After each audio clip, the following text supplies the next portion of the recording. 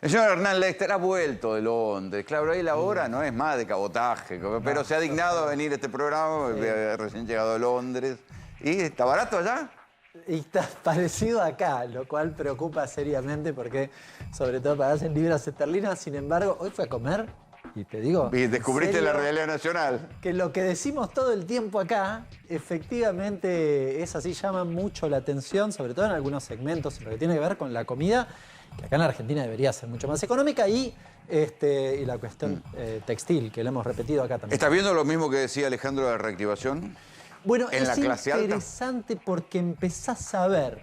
Primero, acá te traje algunos recortes, acá está justamente la nota de Alejandro que mencionabas. Fíjate otra de estos días, también tibia recuperación. El consumo empezó a dar señales de mejora. Tibia, muy tibia. Se cayó y se quedó un poquitito ahí abajo y empieza a moverse en algunos sectores, pero empieza a pasar algo que pusimos acá arriba.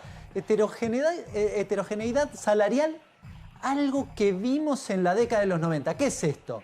Bueno, que a determinados sectores el manguito de repente si mantienen un laburo en un sector dinámico y tienen paritarias y bla, bla, bla, más o menos la dibujan, y otros sectores quedan absolutamente fuera de la cancha, es decir, no se mueven todos los sectores asalariados de manera conjunta, sino que uno se despega y el ¿Eso otro... explica la división de la CGT? Y eso explica la división de la CGT, al igual que pasó en la década de los 90. Acá tenés la primera gráfica, tiene varias líneas, ves la caída del salario, que son todos los salarios. Salario registrado, no registrado, público y el promedio.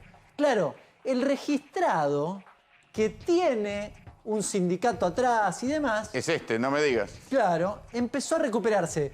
Ese numerito tomalo un poquitito con pinzas porque no toma la cantidad de puestos de trabajo perdidos, sino está bastante más abajo.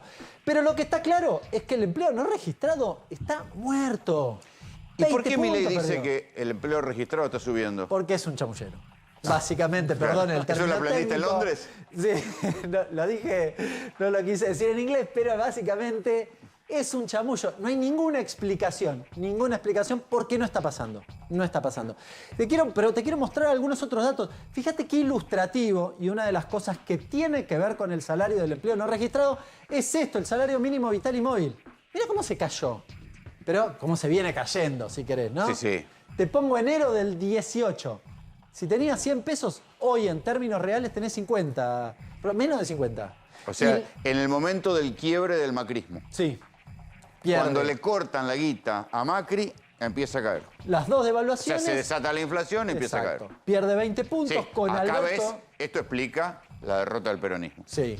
Sobre todo en la pandemia, que se congela el salario, pero terminás teniendo 13 puntos menos.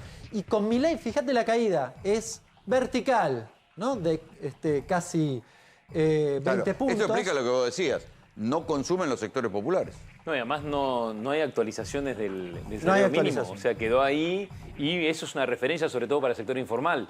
O sea, muchas veces se toma el salario mínimo para el empleador que tiene negro a su empleado y dice, bueno, toma esto, ¿no?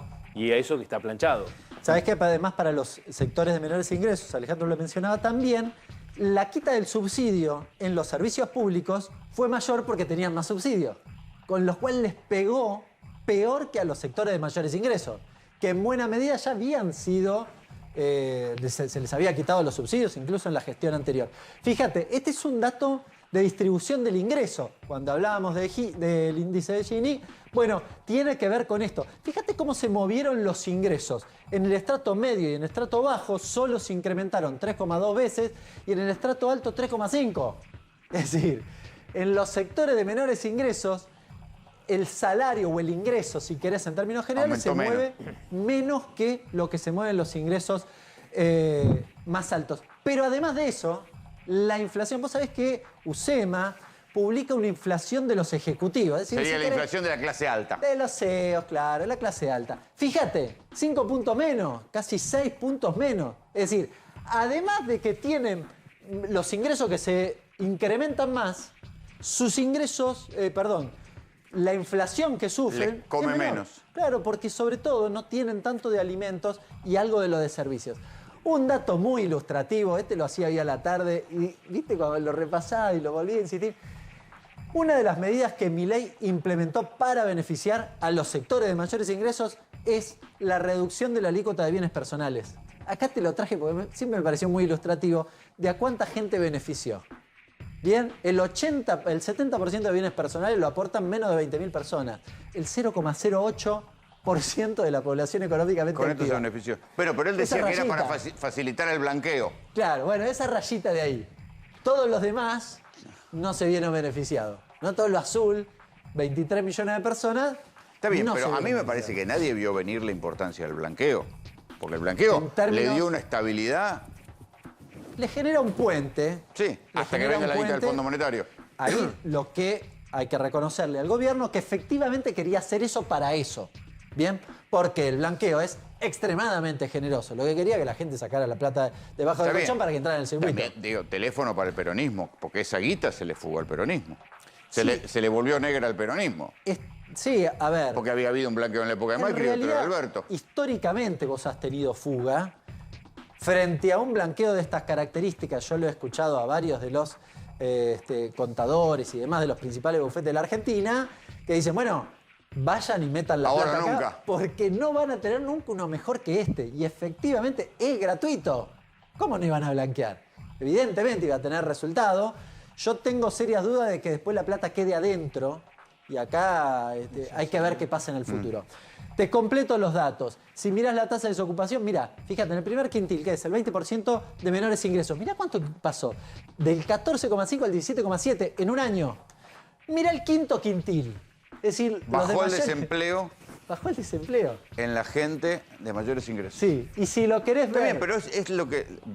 Marchamos a una Argentina donde habrá un 30% de población calificada y el resto que se arregle. Sí, te lo muestro en el siguiente, justamente en el nivel educativo.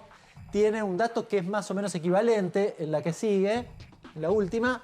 Finalmente, ves, mirá, hasta primer incompleto también, 4,2 puntos aumentó. Y la desocupación en los que tienen el universitario completo bajó 0,2 puntos. Es decir, estás profundizando las desigualdades, la fragmentación, la heterogeneidad dentro de la clase trabajadora. Algo que viste repetidamente en la década de los 90.